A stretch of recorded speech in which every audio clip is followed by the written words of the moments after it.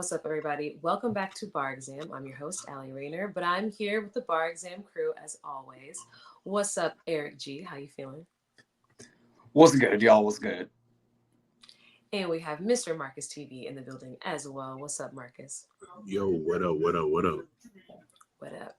So, because of recent news, in light of recent news of Yo Gotti's big brother, Big Juke, being in connection with the murder case of young Dolph, we decided that we should go over some of the lyrics from young Dolph and even, I guess, we could briefly mention some of Gotti's songs that really ignited this beef and better highlights like what happened and why it came down to this. So some people might know, but Justin Johnson is one of the shooters in the Young Dolph murder case.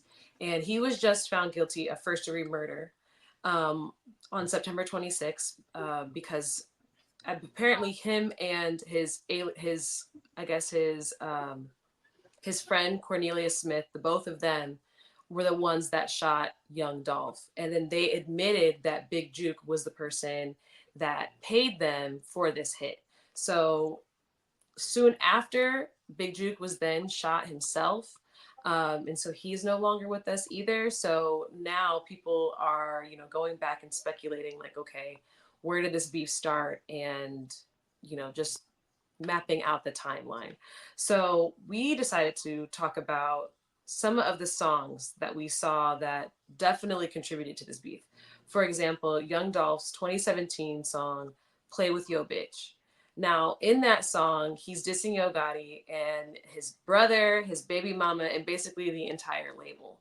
So we can get into that one first. So he says, heard you intro your last two mixtapes. I hear you slick dissing, but that shit lame. All that make believe rapping about cocaine. Don't play with me, Ho Gotti, you a hoe main. You went from my biggest fan to my biggest hater, begging me to sign with you, but I had too much paper. Still that same nigga that used to front your big brother. Found that he a bitch too. Now I call him your big sister. So he definitely goes in. And then the hook is play with your bitch. So all around, he just goes for Yo Gotti. And he goes from like before they were being very subliminal for years to being very direct in this song. So I think a lot of people were really shocked about that. Um, but I feel like the tension was growing because they had started this whole beef in like 2012 or something, or like they met each other in 2012 and the beef started around like 2014, it seems like. Um, but I don't know what the guys felt about that song. Like, do you feel like this would cause Yo Gotti and his brother to set up Dolph in the long run? I mean, you can definitely look back in hindsight and see like where this really popped off from because the thing about this record in particular was when I remember when this first dropped, people weren't like really like expecting Dolph to like go at Gotti on wax like that. Mostly also because he never really was like like we never looked at him as the diss trap dude. Like we just never did. That was Mm-hmm. never his thing. But when this came out, it had such an impact because not only because of the shit that he was rapping about like throughout the whole record, but he went on like a shit talking rant in like the last like minute and a half of the song. So it's like it was just like one of those things like when it hit, people were really surprised and taken aback by it. And so it kind of put Gotti on notice that like, okay, this this is going to be a little more like as far as on the competitive shit, it was definitely going to be more competitive, but it was also at the point where they were throwing out like disrespectful lines at this point. Like that's at this point when we heard this song and when when Dolph was mentioning certain people in Gotti's family and shit like that, that's when we kind of knew at that point that okay, gloves are now off officially. Yeah, for sure. I mean, I guess the beef had started like years before. And I think there is a song where Dolph talks about he actually mentions that line. He says something about, oh yeah, so he in 2015 he has a song called "Shit on the Industry" from the mixtape with the exact same name, and he says that there was somebody in the industry whose baby mama was DMing him talking about how great he was and all that kind of stuff. And I guess then he basically implied that they met up and did some stuff together. So Gotti answered back in another song called Legendary. And even then, like, I guess they still weren't being very upfront about it. It was still very subliminal. So I could understand why people like didn't really see this coming at all. Cause even Yo Gotti kept it very vague by saying, like, you really hate me about that bitch. My nigga, that's some other shit. How are you gonna be a legend when you doing legendary sucker shit? Never disrespect the king. No, you gotta see me about it. So soon after, then Dolph trolled him by dropping a mixtape called King of Memphis, which is basically what Gotti was calling himself. So it was definitely like a tit for tat. They were going back and forth a lot. But yeah, this one is the first track where Dolph just goes ahead and names Gotti, which I think is so bold. So um, yeah, I think that it definitely escalated things. And then so what people didn't realize, though, I didn't realize anyway until I started looking into this, is that Dolph got shot up, like his van or his cars, whatever, got shot up like 3 times during all of this. So this when he actually did get shot, get murdered, that wasn't even like the first attempt, which I did not realize. And there were so many connections between Gotti's camp and the people who shot at Dolph. So later on the third attempt, I guess that's when his van got shot up 100 times in 2017. Dolph was leaving an event from CIAA. He was going to like some nightclub or something to host or I mean sorry to perform, and his van got shot up 100 times. Then soon later in that same year, he drops a song called 100 shots, and he's basically taunting them, like saying in the hook, like 100 shots, 100 shots. How the fuck you miss a whole 100 shots? And then he has other lines in there too, that he's kind of like poking at them, like I guess saying that like that it started because of again a romantic thing. Like I guess supposedly him messing around with somebody's chick. So I guess so that's why people were like, okay, now we're putting together that like maybe it was Gotti who shot you or somebody from his camp that shot you. Um, I don't know, Eric. Do you have any favorite lines from this song? There's a lot. There's a lot in this one in particular that I like. Just because it's like a lot of subtle lines that could be just about anything, like or about any talking about any girl. Like in the second verse when he starts it up, she looked at my watch too long. Now she see the stars. I got so high last night. I did a show on Mars. Yo, bitch ate my dick. I caught her on them bars. My pinky ring extra large. Foreigns all in my garage. Like he could be talking about anybody's girl there. It Yeah, could be very monogamous, but then he also it's funny because it's like remember my first menage, yeah, Tori and Brittany. It's like that could be anybody, that could be literally anybody, but he could be being very coded in bringing up the fact that this is all started because you niggas are mad because I'm fucking y'all's bitches. Like it's kind of crazy how like much that was the early a lot of like an early factor into it alongside the status of where they both were at the time of coming up, because Gotti was like already him around this time, but Dolph being such a threatening presence, just it goes to show that community couldn't really ever happen with them because they never really allowed it to happen from the beginning. yeah, yeah. It does seem like at one point, like they seemed like they were somewhat cordial, like they had a show together and everything. But then later on, you start to see the divide widen. And I guess they were saying it was because around like 2014, I guess, Dolph finally revealed that like Gotti tried to sign him. So I guess that was seen as disrespectful, and that's when it's kind of seemed like they started going back and forth with each other. So yeah, it was kind of one of those things that people didn't realize was going on in the background, but it was definitely happening. And so yeah, this it seems like it was a running theme in Dolph's music to mention over and over again that he was fucking somebody's chick or that he did at some point. So, I mean, even in the song that we're talking about right now, 100 Shots, and the third verse, he says, uh, fuck nigga, get out your feelings. Your bitch gave me sexual healing.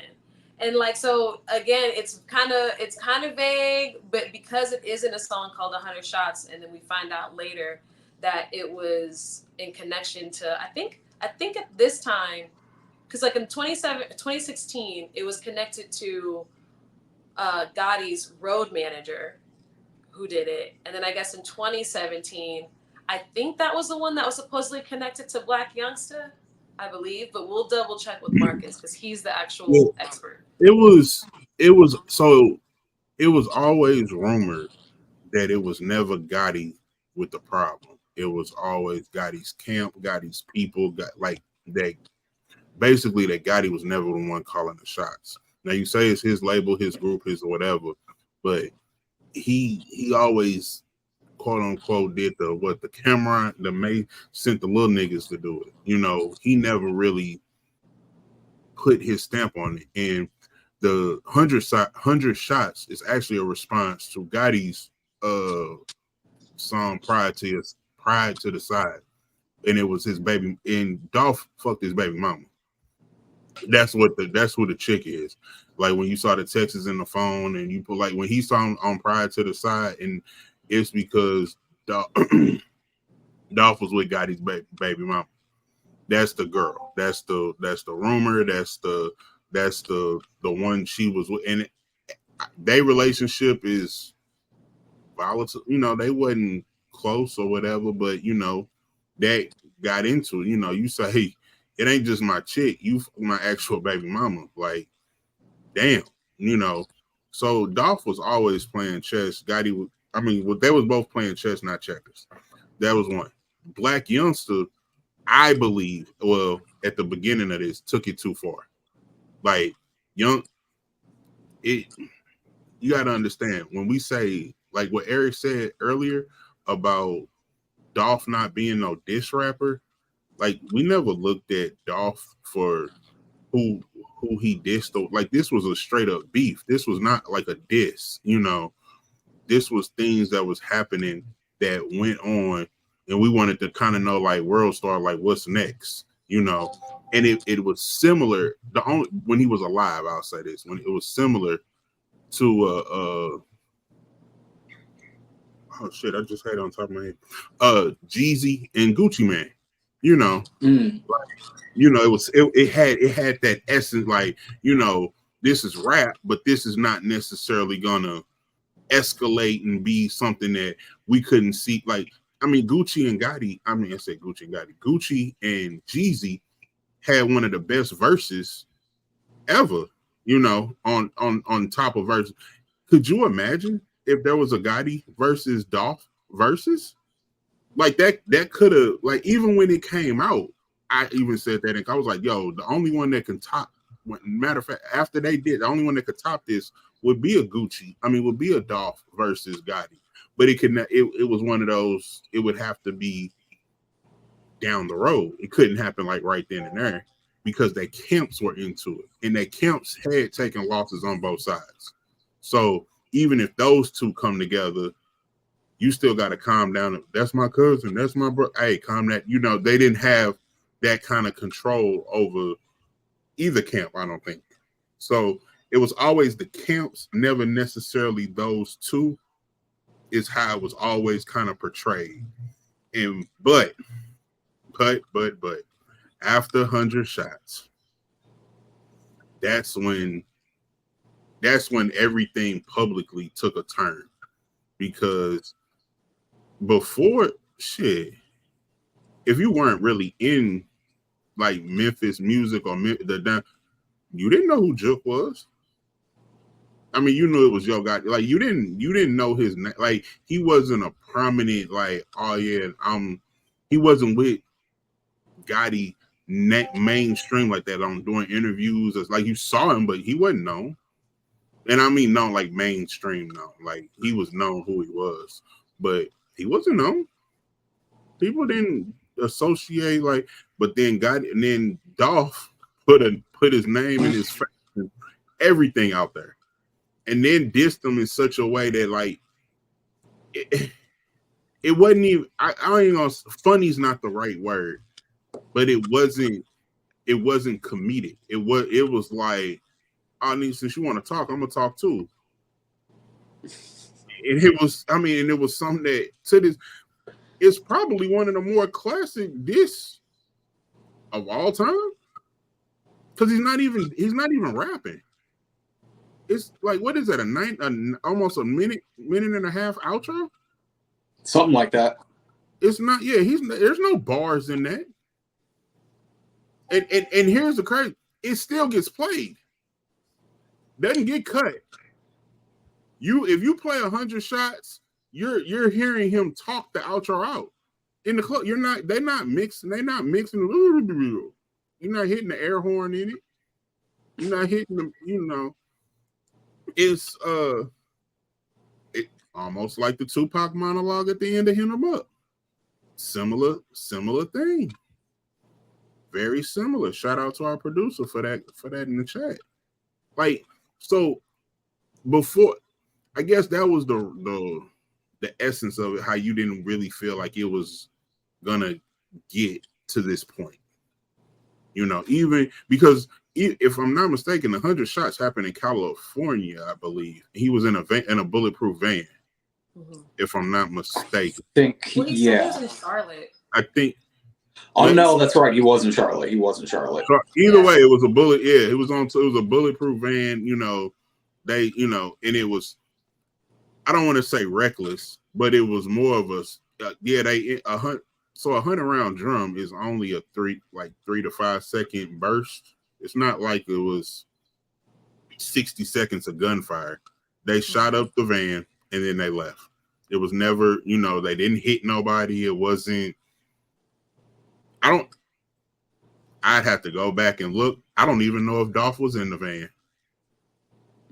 He might have not even been in that. I don't even know if that was even considered. Like I knew his van got shot up and they said he meant, but I don't even know if he was actually in there. That'd be one of those things I gotta like go back into the fine print and see, but it wasn't a quote unquote attempt. And then there was nothing for so long. But I think it's one of those, I can honestly say, I think the popularity of one of Dolph, second, that 100 shots kept getting played, like made the situation worse. And I don't want to say not knowing, because when you put this stuff out there, you know what it is. But it was like you in other cities too. You can't control the DJs in other cities if you can't walk in and they play 100 shots and you sitting in the club and you just spent 10,000 or whatever and they play it. Then you hear your name. Like I said, you hear the outro getting played in the song. It's not getting cut. Now, hopefully, whatever DJ was there would know CMG was in the building, because that's a lot. Whatever, they might not do that. But if you just, it was still out there. And it would be a liability if they did that. Especially if like they just knew CMG was in the building and they still played it anyway. That'd be damn near like a liability. Yeah, it'd be a liability, definitely. Like, and I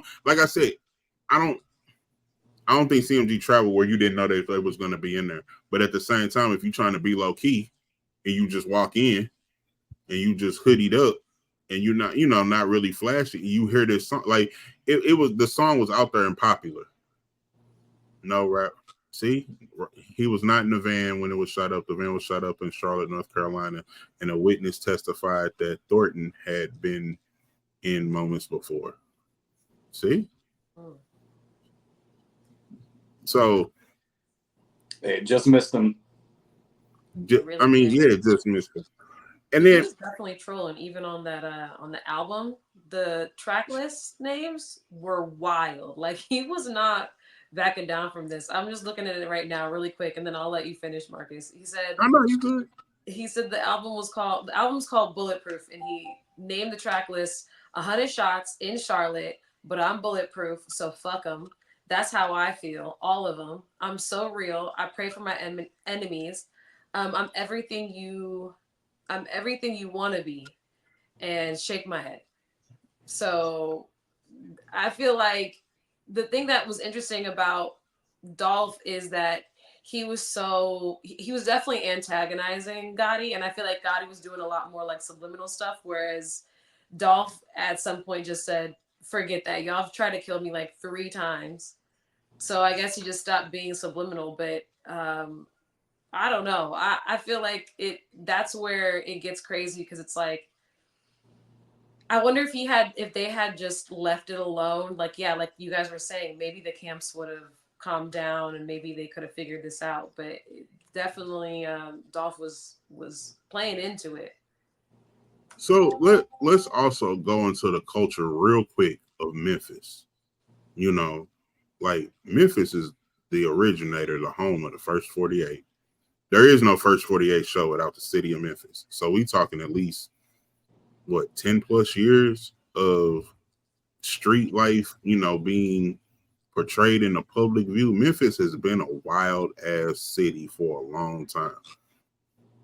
Gotti, when he said the king of Memphis, that wasn't a true statement for Gotti because Gotti never controlled all of Memphis. Gotti controlled his section of Memphis where he was at, which is part of the reason why, him and 3-6 had issues. 3-6 was known. That's why, they had the most known unknown. Everybody's aware of 3-6 Mafia. But 3-6 Mafia never claimed to run Memphis. They didn't control. They never even attempted to say that. Neither one of them, Juicy JR, they was always repping Memphis, but no one ever attempted to control Memphis because Memphis was always in different sections and pockets. And Gotti was on a street, we'll call it a quote unquote Chitlin circuit tour, of the HBCU. Like he stayed in that circle of hitting all of the colleges, even coming up so long, and that was his grind through mixtapes, through all of the cocaine musics. And he was like, "Oh no, I control." And then that, fueled into him like, "Oh yeah, Gotti run Memphis." And they're like, if you weren't from Memphis, you believe that. But if you was there, you're like, "No, he don't." And I'm conflicted now about being a Gotti fan because I was so much of a Dolph fan, but it's one of those where like you remember the Rick Ross song where he said I ain't even know it, put Molly up in her drink, she ain't even know it.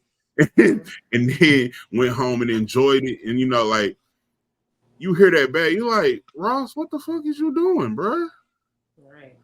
You know what I'm saying? Like you like nigga, they can see you like that. So it's a wild time. It's a wild time in hip hop. It's a wild scenario, especially when both of their music is getting played right now. It's because people are trying to go back and dig everything up from before. And the crazy thing is that I think something that you said earlier about their camps being so involved, I think that was another like contributing factor that isn't looked at enough because you got to think around this time. This is around the time that Dolph's camp, especially PRE, this is around the time that he's really starting to cultivate and build up artists like Key Glock, like Big Money Grape, like there's all these different new Memphis artists that are coming up under him. So it's like a lot of that new noise bubbling, and then you still have Gotti's side that's trying to control everything on their side. I can see why that would be like a combustible thing to where it's like, all right, well, who's really going to take over the territory now? Especially you bringing it up the fact that like 3 6 was never really claiming it like that. You're right about that. I never once heard, and I used to listen to 3 6 all the time back in the day. I never really heard them on that type of shit where they were like, we're running Memphis. Just like you said, they were proud to be from Memphis and they were on some repping shit. But I never heard them really be on Yeah, that, on Mem- that we run the city type shit. yeah, Memphis. So Memphis had pockets, So there was A Ball MJG and shit. Yeah, A Ball and MJG was from Orange Mound. Uh,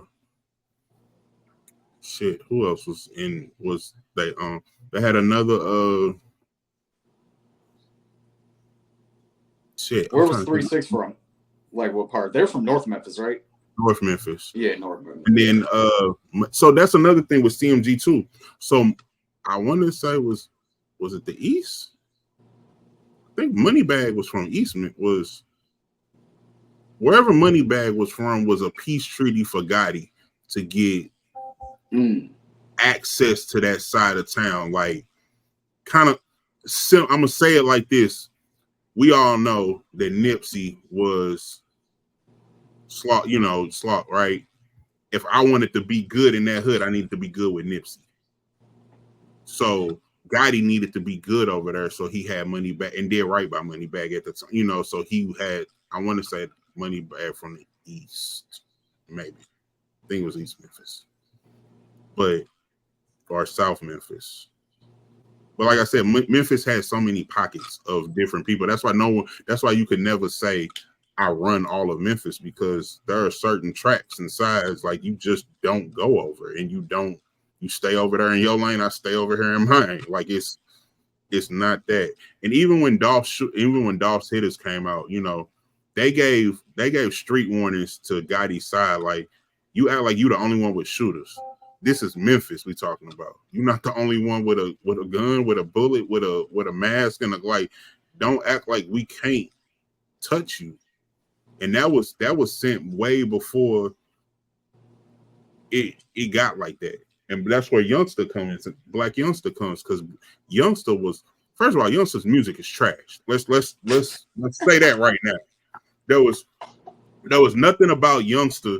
There was nothing about Gotti signing Youngster that was a business decision that you like, oh yeah, I could see that dude had time. Like, it was no King Von approach to it, like storytelling. Like it was like Youngster's music was never great.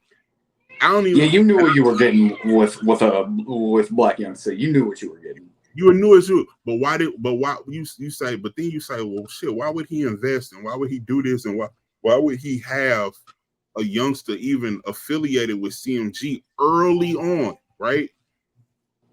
Because Youngster had the streets, and Youngster had a wild ass crew, and Youngster was what? It's actually, we did see it portrayed. Think if Woody had a song with Thug. Oh yeah. Yeah. You see what I'm yeah. That's the exact parallel that I would make. Why is somebody like that with you? Because they serve a purpose. And if they serve a purpose, I might as well make some money off of them on the road. They might as well pull out a song. Might as well, you need to work. So like I said, the camps were into this so much that I honestly don't even think it can be, as of right now. Let's just say hypothetically, right? We're gonna say everything was with Jook. Everything. We're not even gonna put anything on Gotti. We're gonna say he didn't know, he didn't want it to get like this. We'll even say he apologized or somewhat come out and offers a truce, right? And the only one you can offer really to is Dolph's wife, to say our counseling. But even if she agrees with it, Clee gotta pass it off and say, all right, yeah, this is what we gonna do, right? I don't necessarily know if that trickles downstream to where all that camps will adhere to that.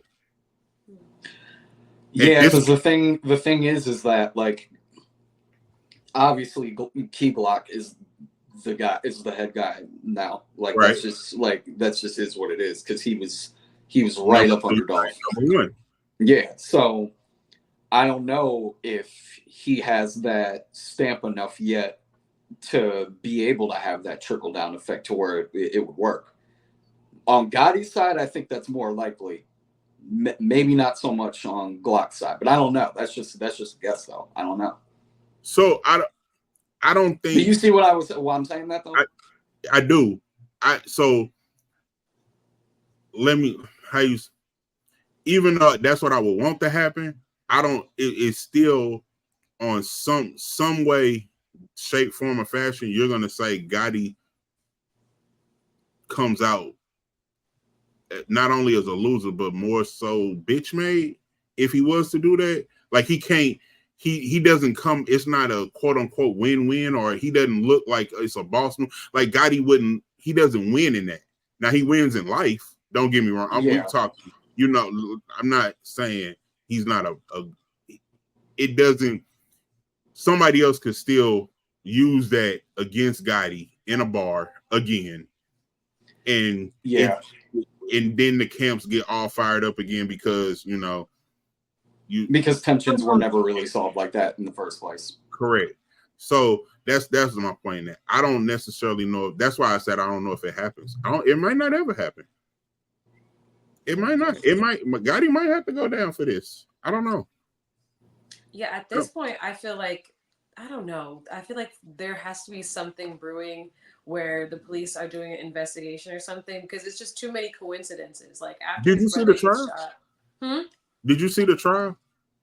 I just saw a little bit of Justin Johnson getting sentenced, but I didn't see everything. But after like looking at all of like the timeline of everything that's been going down, or like what they said that happened from the trial, finding out that Big Juke was a part of it, and that the whole reason why was it Hernandez Govan, like why his daughter got shot. So for the longest time, I didn't understand that either. Like, what was his connection to it?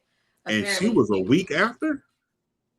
yeah, she was a week after just Lord. about, and So the it was streets because knew. of her, like Dolph's crew was getting revenge, I guess, because Hernandez was the one to link everybody together. So I guess like Big Jook made the call that or put out the bounty on Dolph, but Hernandez was the one that found the shooters. And so I think a lot of people on the internet are like freaking out because they're like, oh man, like these kids like ruined their lives over $40,000 or something like that. But I mean, I guess to them that's a lot of money. So I don't know. I guess it seems very sloppy though. Like even though it took a while for us to find this out, it does seem like they were a bit sloppy about it because the phone towers were pinged and like they ended up parking the car from the whole incident Bruh, right in front of Hernandez's house, and so I don't And then even to know. go it's through all that and not even get all the money either. Yeah, yeah, Like that's that's what like I'm that's confused about. yeah, he got that. Hey, this is gonna sound crazy, but Jook finessed them niggas. They've hit him on fight. Like that was one thing. I don't even know why he was on trial. Like if you go through the trial, like they literally had they had his whole figure 8 motion around the city on surveillance. From who he was calling, like when he's walking through the phone, we have that phone call ping to this tower, who he was talking to, how long it was. So to do all of that, and then to be promised 40K. Right. Well, the whole bounty was 100K, 40K for each shooter, right. 20 for Hernandez. So that's the whole 100K. Then for Jook, this be like, all right, oh yeah, they say we handled that for you. We took care of that. And then because clearly everybody in the city knows Dolph is dead, or shot up. We handled that. All right, yeah, I'm gonna get up with you. What? Yeah, what? I'm gonna get up with What? you. What? So What? they didn't get Excuse paid? I me? thought that they did get No. paid. So when he said, yeah, I'm gonna get up with you, they quote unquote met, and then that's when he got 800, some pills, some weed, and something else. No, where's my 40K? No way you gonna get up with me. After that's where the 800 came. So yeah, they did it. and did not get paid for it. Wow. Which is the craziest part. Craziest part. Like, and I mean, we always say crash dummies, anybody can crash out. But you crashed out for the promise of 40K and only got 800. Yeah, that Like, doesn't even cover your lawyer. That's horrible. yeah. That's So, insane. I did not know that. No wonder the internet was going crazy. I kept yeah, thinking that they finally got paid. That's insane. no, they never got paid. So that's part of the. So that's also part of the next internet conspiracy or internet rumor mill is what happens to Gotti right now? Is Gotti under investigation for a criminal conspiracy with a RICO charge with this? Yes or no, or what can they prove or what can they not? It's going to be interesting to see how it plays out because part of they can always put this all on Jook and Gotti never knew, right? Or he knew limited version. I don't know what my brother was into. He was in my head of security. I'm so sorry. Lawyers can talk for Gotti all they want to, right? They can say that. But when it comes to the actual murder, they can say, who knows if this is Gotti's spin on it or if this is what really happened, that this was all Jook. Jook finessed them. And it wasn't Dolph's people that came back and hit Jook. It was actually Justin's people for stiffing them out of the 100K. Mm. And you didn't pay us we tried to do a job, you didn't do a job, so we hit the person who's supposed, and then now it's no longer, it kind of ends there. Now, does that end conveniently for Gotti? Of course, absolutely. Not going to sit there and say that it doesn't. Is it true? Who knows? We have no point at this. There's no point of reference to know which story or which to go left or right is. Yeah, I think at that point it would come to a close, but I think internet detective wise, I think he'll kind of always have that questionable stamp. Oh well, yeah, of Like it's course, all it's forever going to be there now. yeah. Internet stamp wise, it's always there. It's not, that's never going away. Just the same way as if well, I don't want to say that Diddy had something to do with Biggie's death, but you don't know. You don't know what the fuck Diddy's into. 20 years Right. later, and all the rest of this shit that's coming out, So it's gonna always be there, rumored forever. Like I don't necessarily know that. You know what? I will say this: if Angela goes, Gotti's guilty. I'm gonna say that. I'm gonna put that out there right now. That's my personal as a fan, as somebody who's been following it. If him and Angela go their separate ways and she's no longer around him, I feel that that's guilt. Like she's like Honestly, I've been with you, like I didn't sign up for this. This is not what I really wanted. Oh my God, this shit is getting too real. I mean, I I'm ain't gonna surprised say it you hasn't can't happened. protect me, I didn't but even think about that part of it. yeah, I ain't gonna say you can't protect me, but at the same time, I don't walk around with protection. Mm. So that's not. I don't need somebody with me all the time. He like, yes, you do. Like that's not what I didn't get with you like that. Niggas having guns on the tour bus is one thing. Somebody going with me to the mall because I can't shop in peace because niggas is after you and I'm gonna get hit. Like, nah, she ain't Yeah, signing up. nah, we're not doing that. Like that shit. Her or Diggy. He did just catch a stray like that. But they ain't been like, yeah. So if Angela leaves, oh yeah, best believe it's Where she's there's smoke, there's fire. huh? Where there's smoke, there's fire. She's not showing up to the courtroom in different fits. We won't see that. I mean, I'm What? wondering, I can't lie. Like after hearing all this and now understanding like the full scope, it's like she has to be she has the same internet connection as us. So it's like I know that you've had to been looking in on this, whether he wants to talk about it or not. Like you can't ignore that his brother got killed because of this. So yeah, I'm surprised as her being like a reverend's daughter and stuff that she hasn't already stepped away because I feel like that whole situation is not going to cool down after this. I don't know. I don't know if it's gonna finally stop because it just feels like you said, the crews are doing like their own thing behind the scenes. Like I know Black Youngster wasn't he like, he was, I think that they tried to charge him, but the charges were dropped later on. But, everybody else, though, has It been was kind of found in connection somewhere or another. it was rumored I've after heard a Dolph lot of got wild shit about Black hit. Youngster before too, so that none of that shit surprises me. Really? Because it was rumored that after Dolph got shot, that Youngster was dropped from CMG. Really? That was early, like, so I didn't even know. I don't even know he's affiliated, but I don't even know if he's even on CMG right now.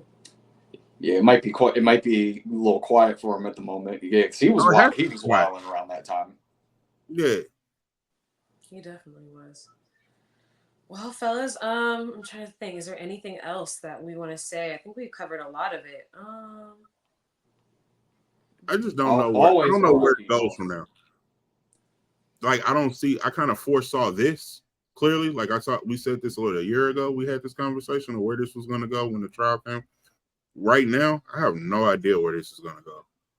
I don't necessarily have like a good inclination of, oh yeah, it's going to go down this road and this is going to happen.